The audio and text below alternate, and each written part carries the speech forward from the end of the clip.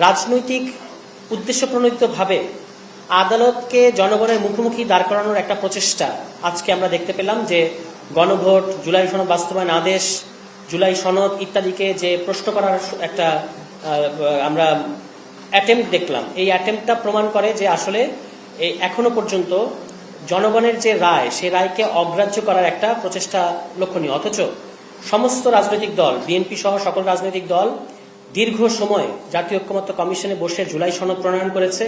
BNP সেখানে স্বাক্ষর করেছে।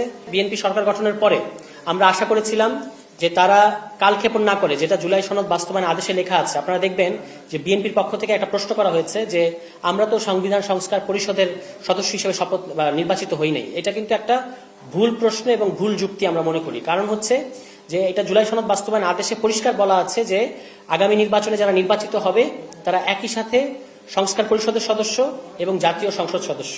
কাজে এবং এটাও বলা আছে যে যিনি জাতীয় সংসদ সদস্যদের শপথ পড়াবেন তিনি সংস্কার পরিষদ সদস্যদের শপথ পড়াবেন। তো আমরা মনে করছি যে বিএনপি এক ধরনের ষড়যন্ত্রমূলকভাবে জুলাই সনদকে প্রশ্নবিদ্ধ করার জন্য এবং জুলাই সনদে যে বিষয়গুলো আছে সেগুলো বাস্তবায়ন করার ক্ষেত্রে এক ধরনের স্বেচ্ছাচারিতা করার জন্য, এই বিষয়টাকে প্রশ্নবিদ্ধ করার জন্য আদালতে গিয়েছেন এবং এক ধরনের ডুয়েল গেম তারা খেলছেন এবং এর মধ্যে থেকে তারা সিলেক্টিভ সংস্কারের বিষয়ে কথা বলছেন। আমরা দেখছি যে সংসদের ডেপুটি স্পিকারের বিষয়ে কথা বলছেন, অথচ ঐকমত্য কমিশনে ঐকমত্য হয়েছিল যে সবগুলো বিষয়ে আমরা একটা জায়গায় এসেছিলাম এবং সেটা গণভোটের মাধ্যমে জনগণের লেজিটিমেসি নেওয়া হয়েছিল সেটার পক্ষে। কিন্তু এখন এক ধরনের সাপ লুডো খেলার মতো পিক অ্যান্ড চুজ করা হচ্ছে যে এটা আমরা করছি এবং আমরা এখানে উদারতা দেখাচ্ছি। এক ধরনের উদারতা দেখানোর মতো পপুলিস্ট কার্যক্রম হচ্ছে বলে আমরা মনে করি।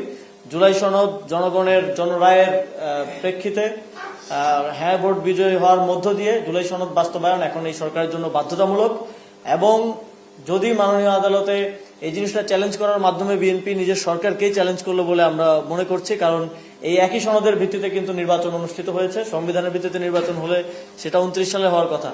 আমরা আহ্বান জানাবো যে সরকারি দলের সংসদ সদস্য যারা আছেন, আপনারা সংবিধান সংস্কার পরিষদের শপথ নিন এবং যে এই শপথটা যদি আপনারা না নেন তাহলে যে আদেশের ভিত্তিতে নির্বাচন হয়েছে সেই আদেশের লঙ্ঘন হয় এবং এর মধ্য দিয়ে একটা বড় আইনি জটিলতা তৈরি হয় এবং এই জটিলতা কোথায় গিয়ে ঠেকবে সেটা এখনো আসলে পরিষ্কার না। আমরা একটা সুষ্ঠু গণতান্ত্রিক এবং নিষ্কণ্টক গণতান্ত্রিক উত্তরণ এবং যাত্রা চাই আগামীর বাংলাদেশে। সেটা করার জন্য আমাদেরকেও সহযোগিতা করতে হবে, সরকারকেও, সরকারি দলকেও সেক্ষেত্রে এগিয়ে আসতে হবে।